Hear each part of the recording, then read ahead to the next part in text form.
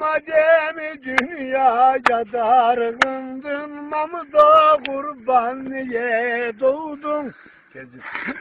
Madem dünyaya dargındın, Mahmud'a kurban niye doğdun?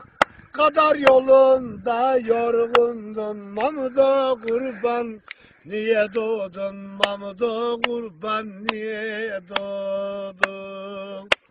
N'olur insan olmasaydın, bilir miydin gelmezseydin, keşke doğmadan ölseydin. Mahmud'a kurban niye doğdun? Mahmud'a kurban niye doğdun? Tahta döşek takır takır, gözün yaşı şakır şakır, ölüler sende rahattır. Mahmud'a kurban niye doğdun? Mahmud'a kurban niye doğdun? Haftanı yoktur, ayın yoktur, kurban gelir payın yoktur.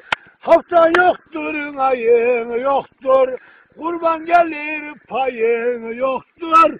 Ankara'da dayın yoktur, Mahmud'a kurban niye doğdun? Mahmud'a kurban niye doğdun? Kim okuyup yazar seni, rüzgar değer bozar seni, ölsen kovar mezar seni. Mahmud'a kurban niye doğdun? Mahmud'a kurban niye doğdun?